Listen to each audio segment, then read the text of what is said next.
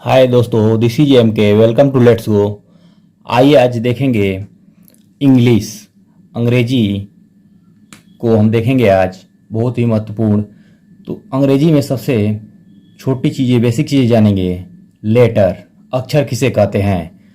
The smallest unit of the alphabet is called letter, यानी वर्णमाला की सबसे छोटी इकाई को अक्षर कहते हैं।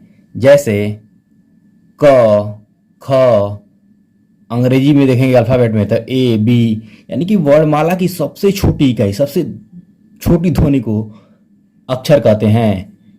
The smallest unit of the alphabets is called letter. Okay, आगे देखते हैं शब्द किसे कहते हैं, यानी words. The meaningful combination of the letter is called words. दोस्तों, द मीनिंगफुल यानी कि सार्थक, कॉम्बिनेशन सीक्वेंस में होना चाहिए, सीरियल से अगर लेटर को उसका जो अर्थ निकले उसे ही हम शब्द कहते हैं। यानी meaningful combination of the letter is called words. Example में एप्पल, एप्पल इसका अर्थ निकल रहा है, कॉम्बिनेशन में है बॉय, बुक, गुड, ईटीसी। इसको अक्षरों के सार्थक समूह को शब्द यानी वर्ड्स कहते हैं। जिसका सार्थक अर्थ निकले जो जिस समूह का, उसी को शब्द कहते हैं। अक्षरों को सार्थक समूह में लिखते हैं, जैसे एप्पल लिखा गया है, समूह में है और सार्थक इसका अर्थ निकल रहा है, इसको ही शब्द कहते हैं। अब यहाँ पे देखिए, वर्णमाला की प्रत्येक इकाई को क्या कहते हैं, वर्ण कहते हैं, अक्षर कहते हैं।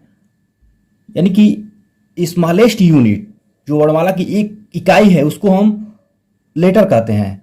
लेकिन शब्द है यहाँ पे, अगर हम लिख दें ALEPP,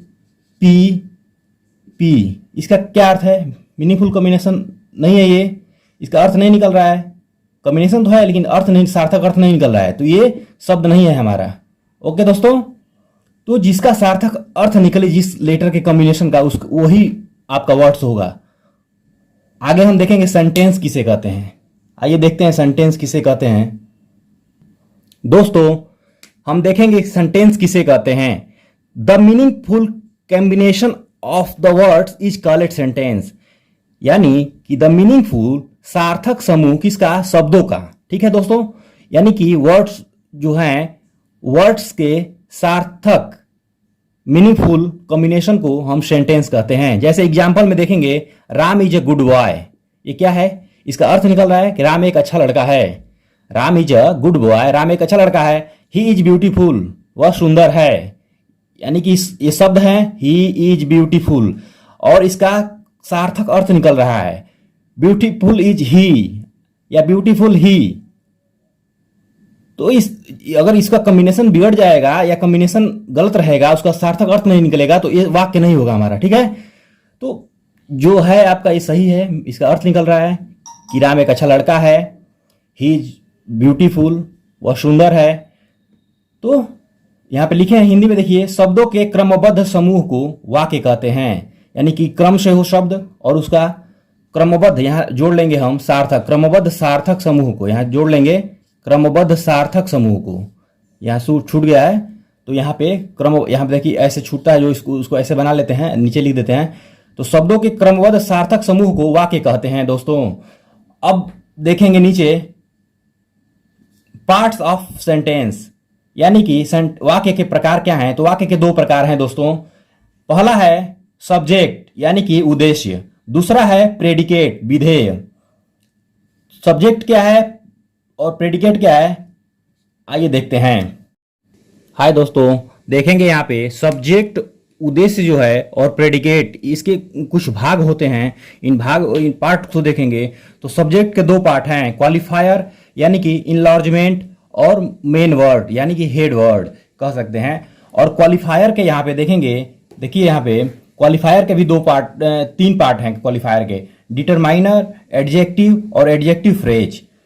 दोस्तों, सब्जेक्ट का दो पार्ट, क्वालिफायर, मेन वर्ड, और क्वालिफायर का भी तीन पार्ट है, डिटरमाइनर, एडजेक्टिव और एडजेक्टिव फ्रेज। यहाँ पे देखेंगे प्रेडिकेट के बारे में।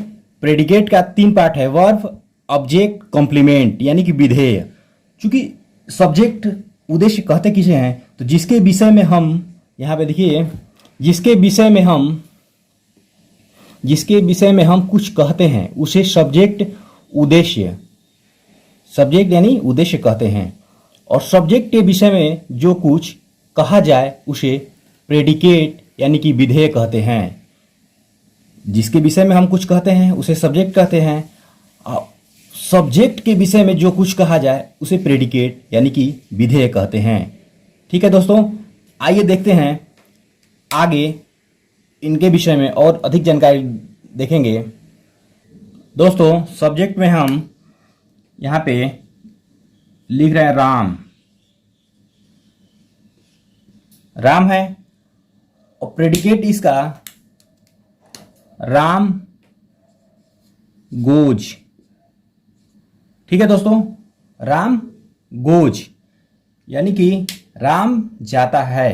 तो ये हो गया सब्जेक्ट और ये हो गया प्रेडिकेट। ठीक है, अब इसी में लिखेंगे सीता। प्रेडिकेट क्या हो जाएगा, इसको पूर्ण कर लेंगे, जो मतलब कि सब वाक्य को पूर्ण करता है, जो पूरा करने वाला चीज है उसी को प्रेडिकेट कहते हैं। सब्जेक्ट, वर्ब, उसके बाद एडवर्ब, एडजेक्टिव, ऐसे जुड़ता जाता है वाक्य। आगे बताएंगे हम आपको, विस्तृत बेसिक जानकारी है कि सब्जेक्ट किसे कहते हैं, प्रेडिकेट किसे कहते हैं, इसे जानेंगे हम। तो सब्जेक्ट आपका सीता हो गया, और प्रेडिकेट क्या हो जाएगा, यहाँ पे सिंग्स यानी कि सीता गाती है।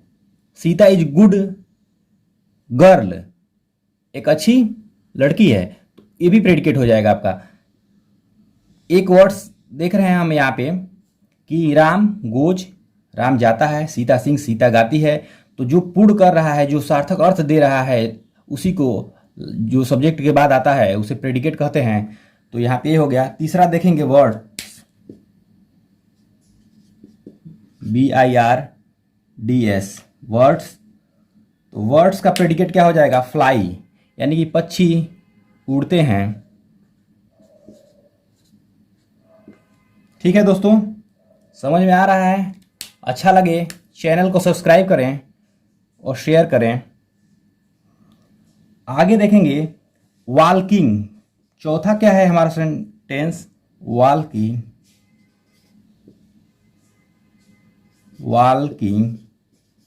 वॉकिंग का हम प्रेडिकेट देखेंगे तो यूजफुल यानी कि लाभदायक है। टहलना या चलना हमारे लिए क्या होता है, लाभदायक। तो इसका ये प्रेडिकेट हो जाएगा यूजफुल यानी कि हम देख रहे हैं यहाँ पे कि सब्जेक्ट है, इसको पूर्ण कर रहा है, जो सार्थक अर्थ निकाल रहा है, जो हम इससे जोड़ रहे हैं उसी को प्रेडिकेट बोलते हैं, विधेय बोलते हैं। वॉकिंग इज यूजफुल यानी कि टहलना हमारे लिए लाभदायक है। जो बात देखेंगे, समझ में आ रहा है? जो भी हो कमेंट बॉक्स में आप कमेंट। SWIMMING, swimming. अब इसको हम प्रेडिकेट बनाएंगे, क्या होगा, इज नॉट ईजी कर लेंगे। इंजॉयफुल भी कर सकते हैं, प्रेडिकेट हो जाएगा। जो भी मतलब पूर्ण करे, सार्थक अर्थ दे, और वाक्य से अंत में जुड़ करके सार्थक अर्थ दे, कंप्लीट करे सेंटेंस को, उसे प्रेडिकेट बोलते हैं। ऑब्जेक्ट भी आता है उसमें, वो भी। स्विमिंग इज नॉट इजी यानी कि आसान नहीं है। तैरना क्या है, आसान नहीं है, नॉट इजी। ठीक है दोस्तों, नॉट इजी। ही क्या हो गया, सब्जेक्ट हो गया। वह, ही रन। सी,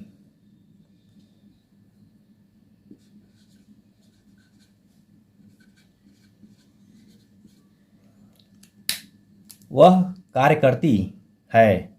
दे प्ले, वे खेलते हैं। ये सारे सब्जेक्ट हो जाएंगे।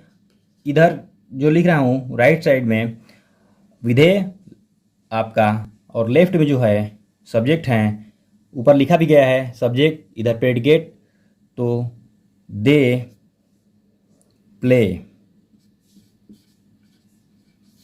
ठीक है, तो आपने समझा सब्जेक्ट किसे कहते हैं, प्रेडिकेट किसे कहते हैं। यानी कि सब जिसके विषय में कुछ कहा जाता है उसे सब्जेक्ट कहते हैं, और सब्जेक्ट के विषय में जो कुछ कहा जाता है उसे हम प्रेडिकेट कहते हैं। दोस्तों आज हमने सीखा कि लेटर किसे कहते हैं, वर्ड किसे कहते हैं, और सेंटेंस सेंटेंस के प्रकार, सब्जेक्ट, प्रेडिकेट, उसको हमने समझा। अगले वीडियो में हम देखेंगे नाउन, वावेल्स और पार्ट ऑफ स्पीच के पार्ट को देखेंगे, पार्ट ऑफ स्पीच के पार्ट को। That's all, thank you.